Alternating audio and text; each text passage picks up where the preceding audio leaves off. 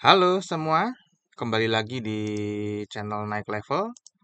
Pada video kali ini, saya mau membahas saham MCOR ya. Ini adalah Bank China Construction, Bank Indonesia TBK.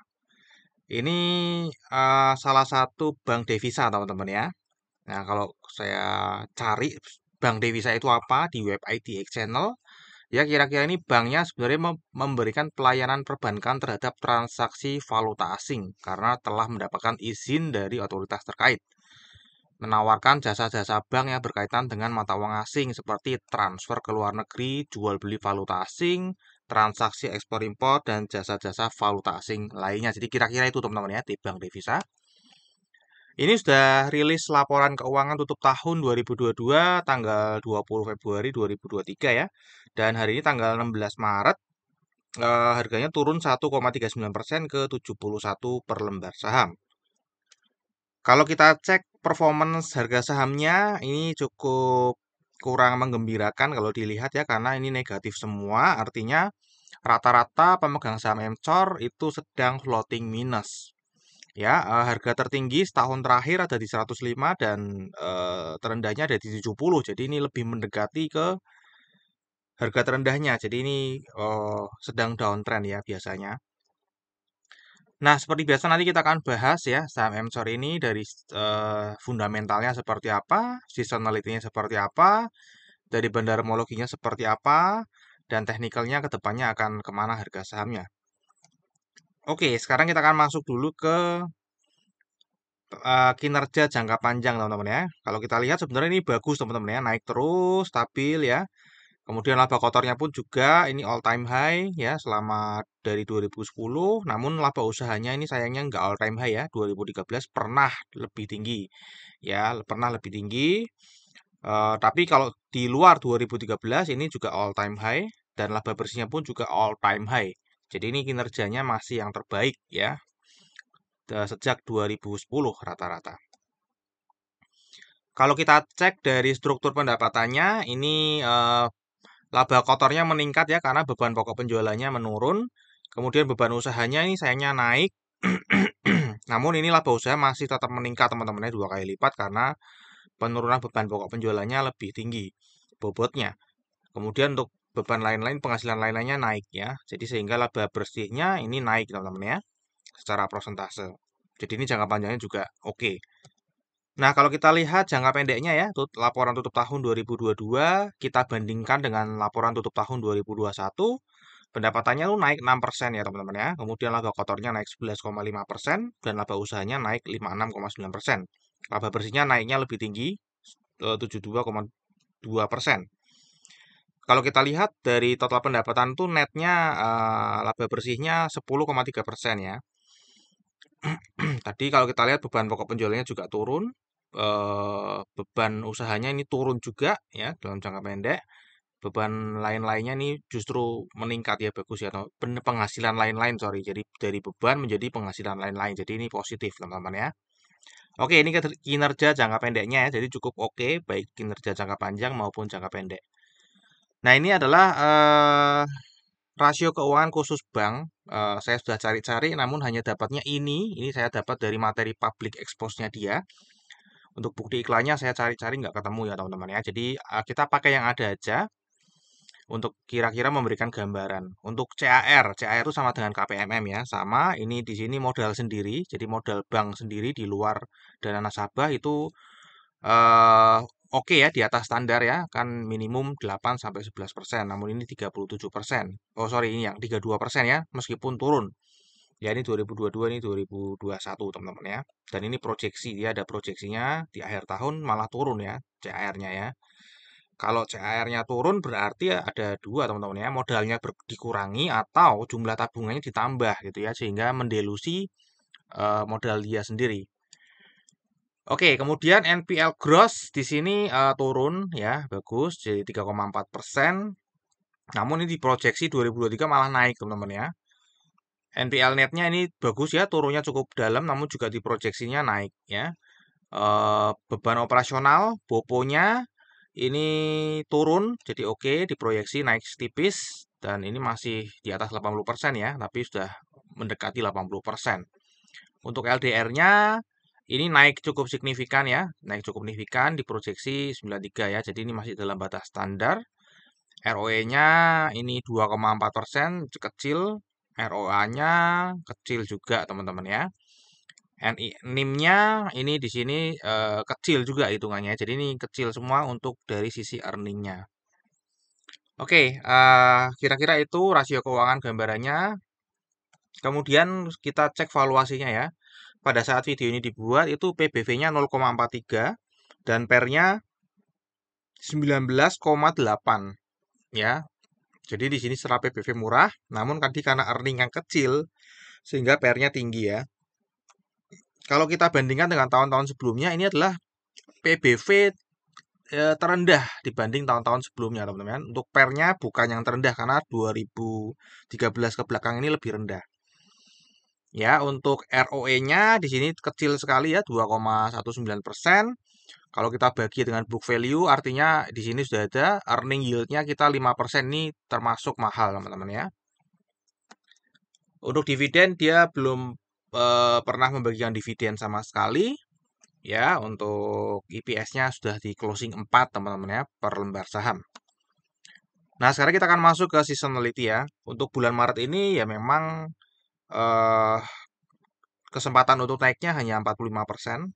Januari dan Februari ini nggak bergerak kemana-mana teman-teman ya. Tiba-tiba Maret mungkin ada isu itu ya, isu Credit Suisse. Jadi ini karena bank jadi ikut turun, ikut ada kepanikan di sini. April pun masih 20%. Jadi April kemungkinan akan turun lagi ya teman-teman ya. Dan ini kesempatan untuk naiknya hanya di Mei dan Juni. Itu pun 2 tahun terakhir malah merah teman-teman ya. Jadi ya ini harapannya cuma ada di Mei dan Juni ya. Meskipun kecil ya teman-teman ya. Ini 60 dan 50 dan 2 tahun terakhir ternyata merah. Ya, dan 3 tahun terakhir ini termasuk tahun 2023 sudah negatif terus. Nah, sekarang kita akan cek dari bandarmologinya seperti apa. Ya, ini adalah struktur kepemilikannya ya. Punya China Construction Bank Corporation, ini bank asing ya, 60%. UOB Kay Hian, 8,2%. Ada Dr. Andes Joni, 6,8%. Masyarakat, 24,9%. Dan ini adalah direksi banyak yang memiliki saham di perusahaan ini, teman-teman ya. Kemudian kalau kita cek jumlah pemegang sahamnya ini cenderungnya turun, teman-teman ya. Bertambah hanya 1 kali di September data terakhir, kemudian ini tidak bertambah, ini turun, turun, turun terus teman-teman ya. Untuk investor asing, meskipun ini pengendalinya adalah asing, ternyata apa? Partisipasi di harga sahamnya nggak terlalu besar, jadi kita bisa abaikan pergerakan investor asing di saham MCOR. Nah, ini adalah lebih detail ya apa yang terjadi setahun terakhir di saham MCOR ini ya. Kalau kita lihat di bulan Februari 2023, total kepemilikannya lokal itu ada 23,78% dan investor asing 76,22%. Kalau kita lihat di sini nggak ada pergerakan yang berarti teman-teman ya. Investor asing buang 0,02 ditampung oleh investor lokal ya. Dan ini yang paling besar menampung selama setahun terakhir ya, menambah kepemilikannya adalah investor retail lokal 0,59%. Ini lebih besar daripada yang lainnya ya. Yang kedua ini reksadana lagi buang barang ditampung oleh investor lokal, kira-kira seperti itu ya kalau kita ada gambaran di sini. Oke, ini kita akan coba take out kepemilikan dari ini teman-teman ya, yang besar-besar ya, sehingga kita bisa melihat bisa lebih clear ya seperti apa. Jadi untuk punya China Construction Bank Corporation ini kita keluarkan, kemudian punyanya UOB Kay Hian kita keluarkan, punyanya Dr. Andes Joni kita keluarkan. Jadi kita hanya benar-benar melihat pergerakan yang ada di yang dipegang oleh masyarakat ini, teman-teman ya. Nah, ini sudah dikeluarkan jadi dari 34 miliar turun jadi 5,5 miliar aja. Kalau kita lihat di sini ya kisarannya masih 9,44 dikurangi ini teman-teman ya, terus dikurangi ini ya sekitar 5 ya. Oke, sekarang kita bisa lihat lebih clear, lebih jelas apa yang terjadi di luar mereka.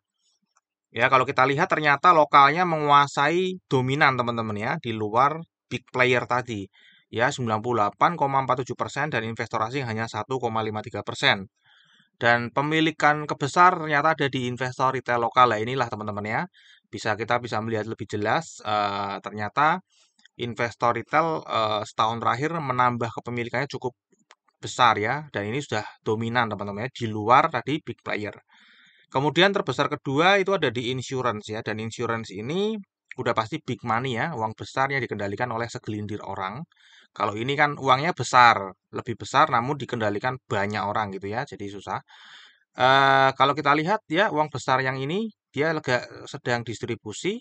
Ini reksadana juga sedang distribusi, bahkan ini hampir habis ya. Dari 4% tinggal 0,5%. Ya, hampir habis. Ini ditampung oleh investor retail kita. Jadi ini kondisinya kurang bagus teman-teman ya, secara bandarmologi dan distribusi. Oke. Nah, kalau kita lihat dari tanggal 1 Maret sampai 16 Maretnya, tadi kan dari Februari ke Februari, sekarang dari tanggal 1 Maret sampai 16 Maret, ternyata di broker summary juga terlihat distribusi, teman-teman ya.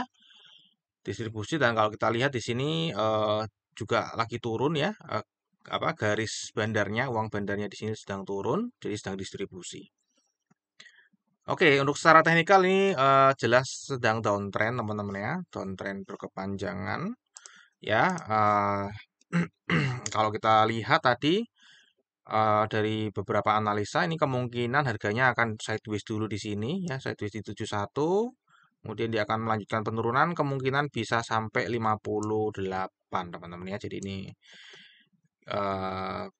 forecastnya bisa sampai ke angka 58. Kemudian ini likuiditasnya juga nggak begitu besar ya, hanya 394 juta per hari. Jadi diperhatikan juga untuk masalah likuiditasnya di saham ini.